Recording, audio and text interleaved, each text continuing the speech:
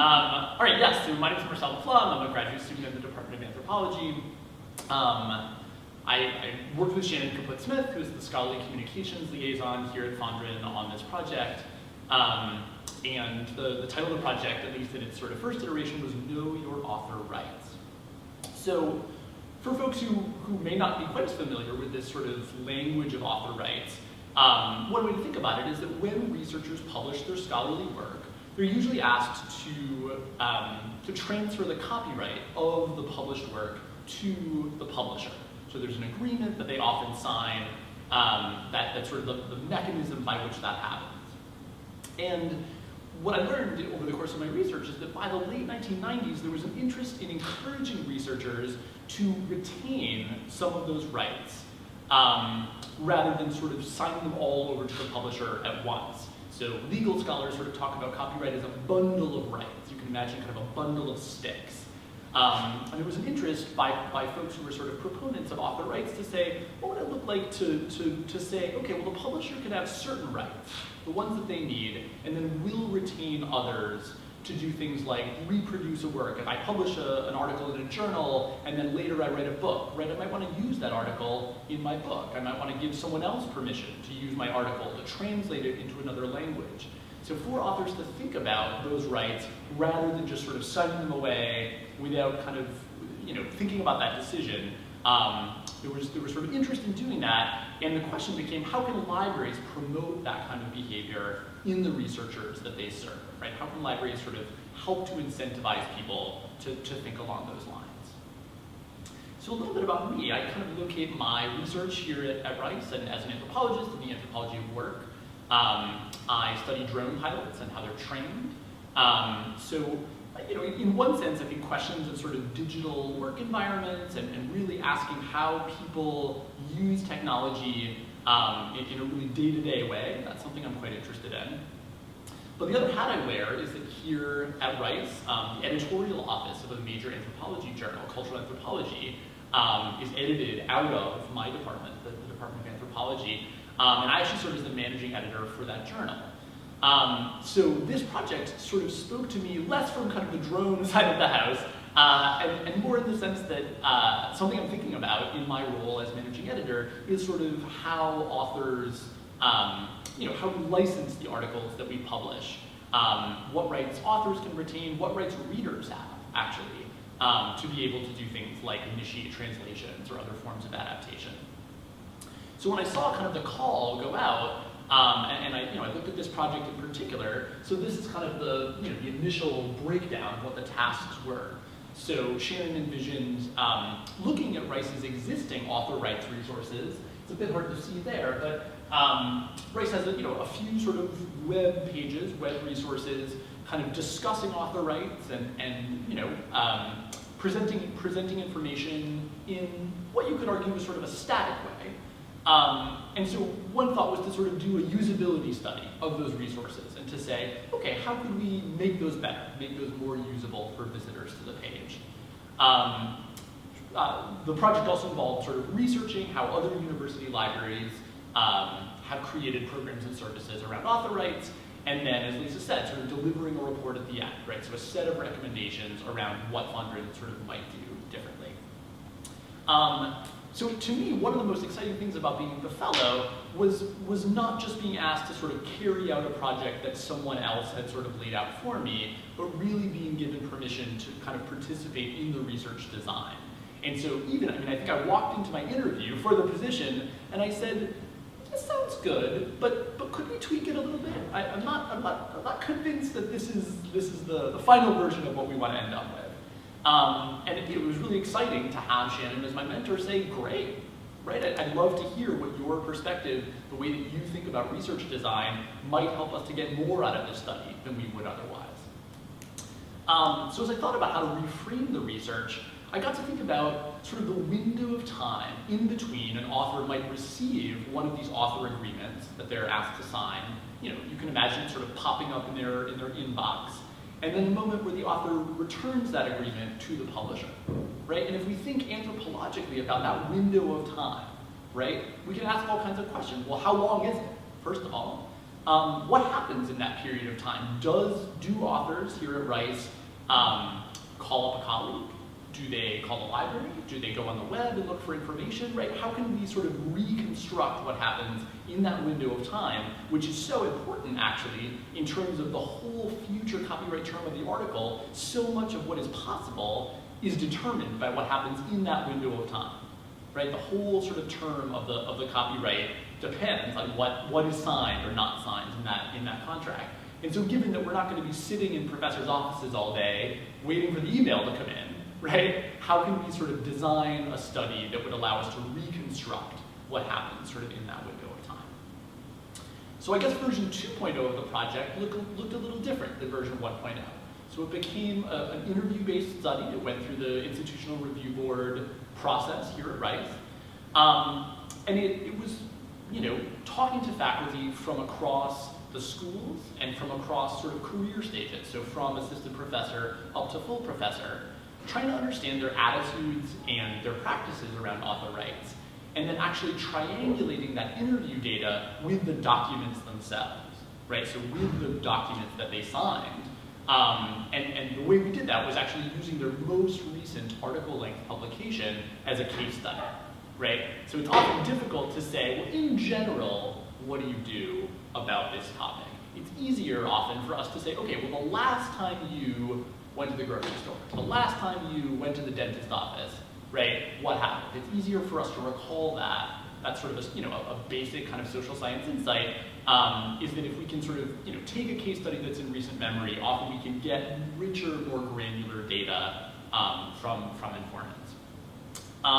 So because we had a semester kind of cap on the length of the project, we limited the kind of pool that we were looking at to 10 faculty members.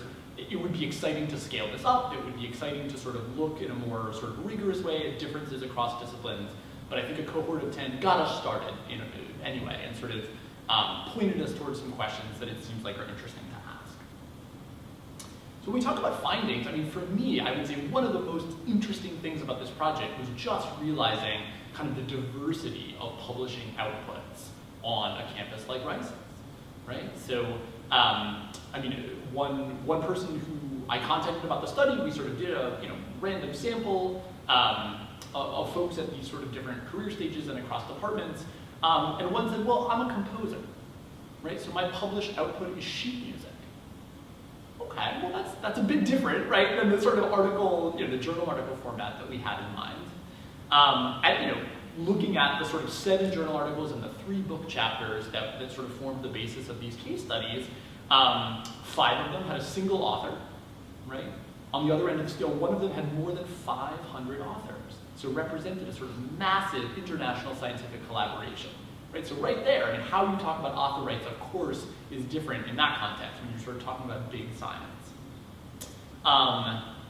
And I guess another thing that we found was that this idea that everyone would sort of print out an author agreement and sign it at the bottom and scan it and send it back. A lot of the sort of techniques that libraries have developed over time for potentially modifying or making changes to author agreements presuppose that model.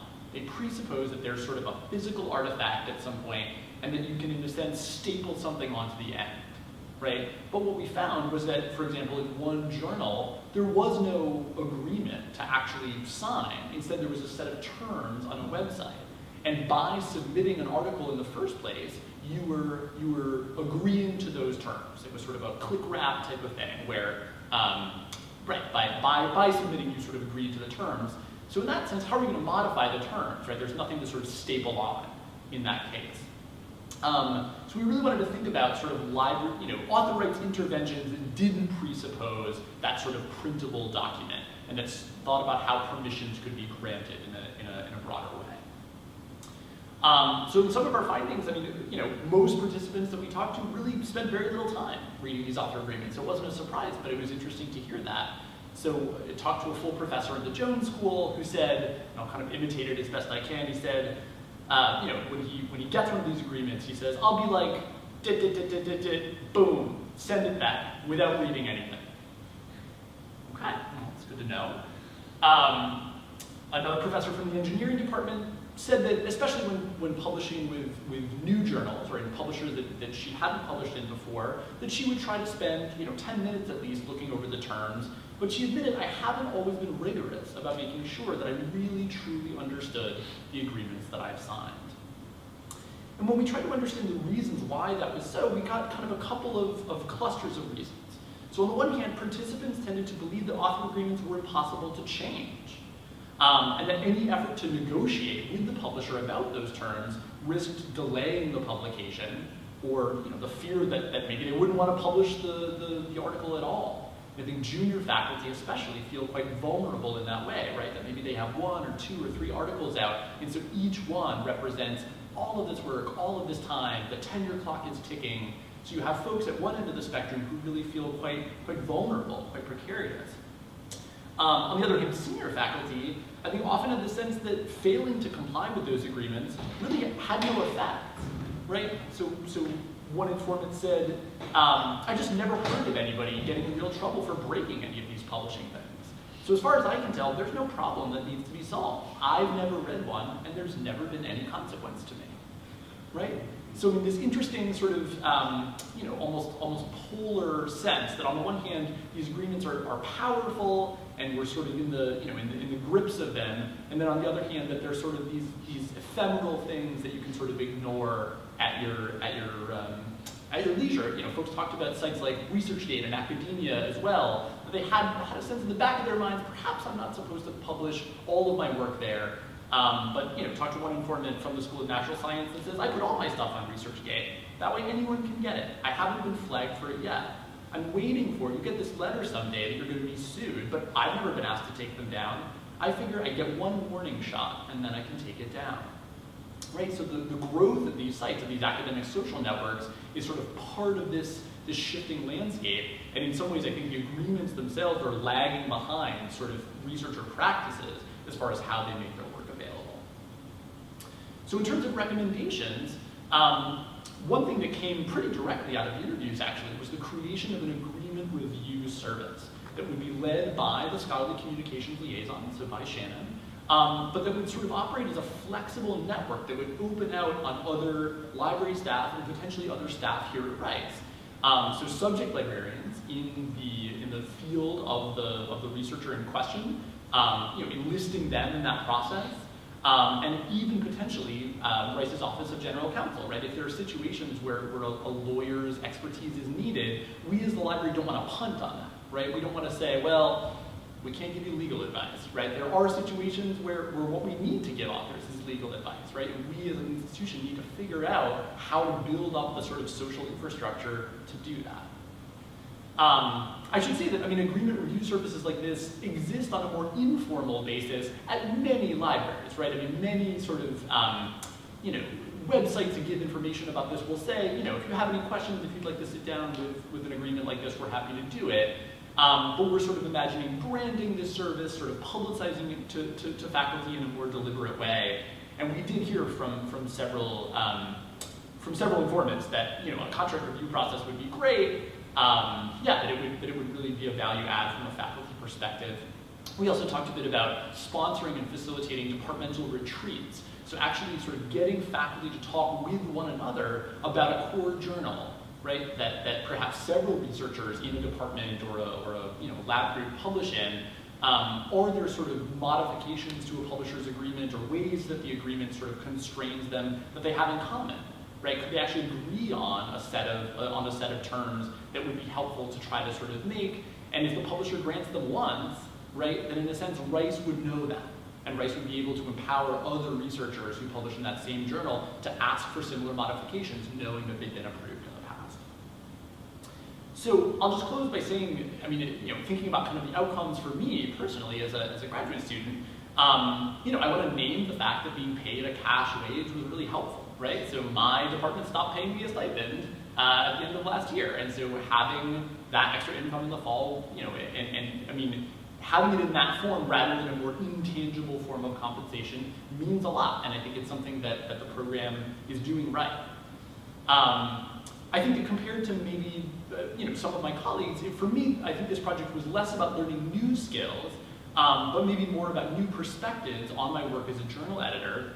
And in a way, I now feel like I have sort of a research agenda of my own in the scholarly communication space. So Shannon and I are actually working on a journal article coming out of this study that we plan to submit for publication this summer. And as I go in the job market next fall, I have the sense that actually applying for library and information science jobs or postdocs, right, there's a way in which that is sort of within reach, having this sort of research agenda now around author rights, which is something that I didn't have going into this project. And I'm grateful for it. So thank you very much, and I'll turn it over to Christina. We have time for like a couple questions if anyone has a question. Oh, sure, or do we do it again, whatever, yeah. Yeah, or we could do it at the end, but if you have a question now, we don't want to like leave you hanging. That's true.